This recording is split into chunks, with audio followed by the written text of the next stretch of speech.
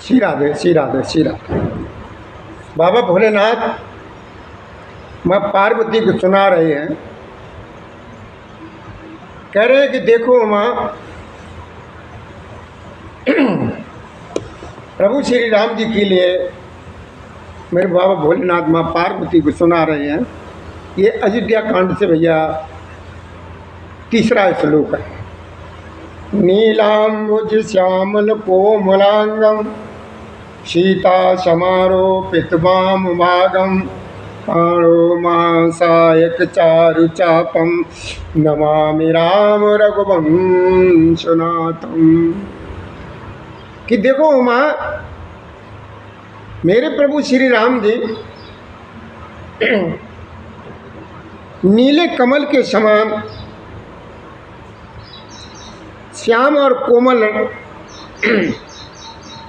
जिनके अंग हैं, और श्री सीता जी जिनके वाम भाग में दिखाई दे रही हैं, विराजमान हैं, और उनके हाथों में क्रमशः अमोद बाण और सुंदर धनुष है। उन रघुवंश के स्वामी प्रभु श्री रामचंद्र जी को मैं नमस्कार करता हूँ, नमस्कार करता हूँ। फिर देखो आगे क्या कहा है, ये अयोध्या कांड का प्रथम दुआ है। गुरु जी की लिखा है, भोलेनाथ ने माँ पार्वती को बता रहे हैं कि देखो माँ, गुरु जी की लिखा है कि श्री गोर चरण सरोज रज निज मन मुकुर सुधार बरन्यु रघुबर विमल यशो योदायको फल चार।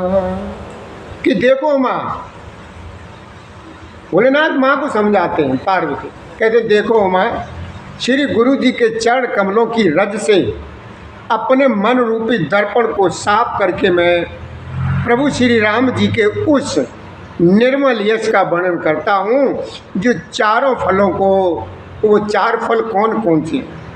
माँ पूछ रही है वो चार फल कौन कौन से हैं? तो भोलेनाथ ने बताया कि देखो धर्म, अर्थ, काम, मोक्ष को मेरे प्रभु श्री राम जी देने वाले हैं। और फिर क्या कहा कि देखो माँ, भोलेनाथ ये कहानी सुनी है माँ पार्वती जी को, और मेरी मैया पार्वती जो है ना बड़े प्रेम से सुनी। और क्या कहा उन्होंने कि देखो माँ, जब से हमारे प्रभु श्री राम जी की शादी हो गई है, यानी जब ते राम ब्याह घर आए और नित नव मंगल मोद बधाए, भुवन चार दस भूधर भारी और श्रकत मेघ पर सह सुख बारी। कि देखो माँ, भोलेनाथ माँ को समझाते कहते हैं कि देखो माँ, जब से मेरे ठाकुर प्रभु श्री रामचंद्र जी विवाह करके घर आए हैं, और उसी समय से अयोध्या में प्रत्येक दिन नए नए मंगल हो रहे हैं और आनंद की बधाइयाँ बज रही हैं, बाजे बज रहे हैं, और 14 लोक रूपी बड़े भारी पर्वतों पर पुण्य रूपी मेघ सुख रूपी जल की बरसात कर रही है। रिद्धि और सिद्धि संपत्ति रूपी सुहावनी नदियाँ उमड़ उमड़ करके अयोध्या रूपी समुद्र में आकर के मिली हैं। नगर के स्त्री और पुरुष अच्छी जाति के मणियों के समूह हैं जो सब प्रकार से पवित्र और अमूल और सुंदर हैं। आगे क्या कहते हैं कि देखो माँ, कई न जाए कछु नगर विभूति, कि कई न जाए कछु नगर विभूति, और जन इतन्यो बिरंच कर तूती, सब विद सबपुर लोग सुखारी, और रामचंद्र मुख चंद्र। हमारे ठाकुर का मुख, मेरे प्रभु श्री राम जी का मुख देख देख कर हम लोग सुखारी होते हैं। कि नगर का ऐसे और कुछ कहा नहीं जाता है उमा, ऐसा जान पड़ता है कि मानो ब्रह्मा जी की कारीगरी बस इतनी ही है और सब नगर निवासी श्री रामचंद्र जी के मुख रूपी चंद्र को देख करके सब प्रकार से आनंदित तो हो रहे हैं। आगे क्या कहते हैं कि देखो माँ, आगे मेरे भोलेनाथ माँ को समझाते, कहते देखो माँ कि सब माताएं और सखी सहेलियां अपनी मनोरथ रूपी बेल को फली हुई देख करके बहुत ही आनंदित होती हैं। प्रभु श्री रामचंद्र जी के रूप गुणशील और स्वभाव को देख सुन करके राजा दशरथ जी बहुत ही आनंदित हो रहे। सबके ओर अभिलाष। अब देखो माँ, सबके ओर अभिलाष, बाबा ने क्या लिखा तुलसीदास जी ने कि सबके ओर अभिलाष कहीं मनाए महेश, आप अछत युवराज पद राम दे हो नरेश।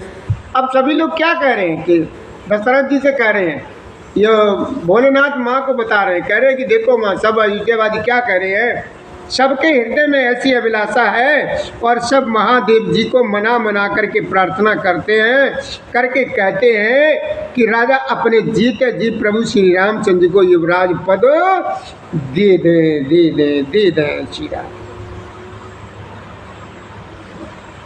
तो ये मेरे बाबा भोलेनाथ मेरी माँ पार्वती को ये कथा श्रवण कराते हैं और मेरी माँ पार्वती जी जो है ना बड़े प्रेम के साथ सुन रही हैं। एक समय सब सहित समाजा, एक समय सब सहित समाजा, राज सभा रघो राज विराजा, सकल श्रुकत मूर्ति नर नाओ, और राम सुजस सुने अति उचाऊ।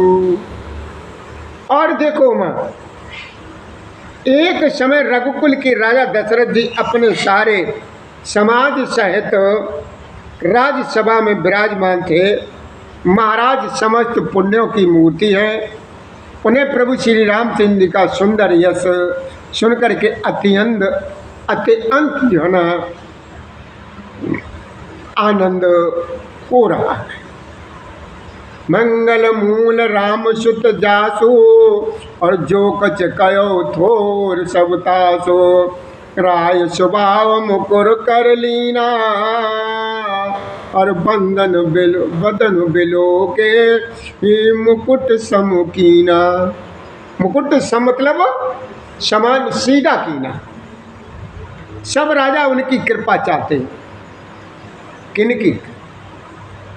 दशरथ जी की कृपा चाहते हैं कि मेरे प्रभु श्री राम जी को राजा बना दिया। नृप सब रहे कृपा अभिलाषे, लोक करें प्रीति रूप राखे, त्रिभुवन तीन काल जगमाही, और भूरि भाग दशरथ सम। सब राजा उनकी कृपा चाहते हैं और लोक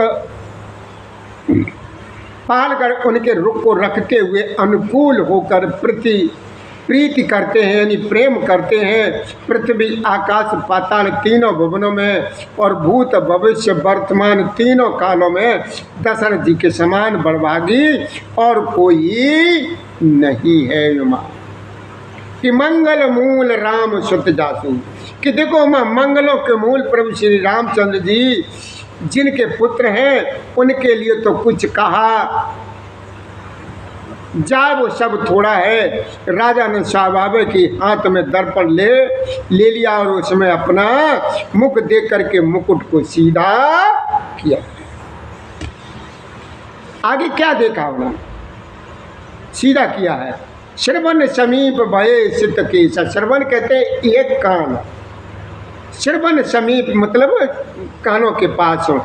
श्रवण समीप भये सित केसा, और मनो जरठ पन अस उपदेशा, नभ युवराज राम को देऊ, और जीवन जन्म लाभ के न, यानी जीवन का लाभ क्यों नहीं ले।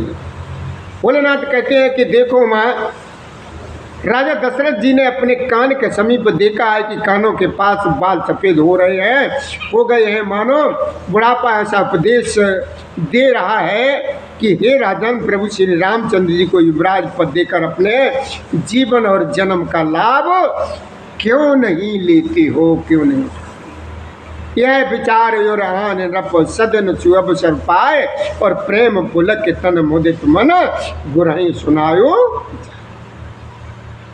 भोलेनाथ कहते हैं कि देखो माँ, दशरथ जी के हृदय में यह विचार लाकर के युवराज पद देने का निश्चय कर राजा दशरथ जी ने शुभ दिन और सुंदर समय पाकर प्रेम से पुलक शरीर हो आनंद में मन से उसे गुरु वशिष्ठ जी को सुना। जो कुछ भी मन में आया वो सब गुरु जी को सुनाया। श्री राधे श्री राधे श्री राधे। इससे आगे की कथा भैया हम आप लोगों को कल श्रवण कराएंगे। ये अयोध्या कांड चले। आगे उन्होंने क्या कहा, चौपाई है कि कयो बोआल सुनो मुनि नायक, कि राजा ने कहा हे मुनिराज कृपया यह निवेदन सुनिए। प्रभु श्री रामचंद्र जी अब प्रकार से सब योग्य हो गए हैं, सब लायक हैं, सेवक मंत्री सब नगर निवासी और जो हमारे शत्रु मित्र या उदासीन है वो सभी को प्रभु श्री रामचंद्र जी प्रिय जैसे हैं जैसे वो मुझको। ये गुरु जी को सब बातें उन्होंने सुनाई।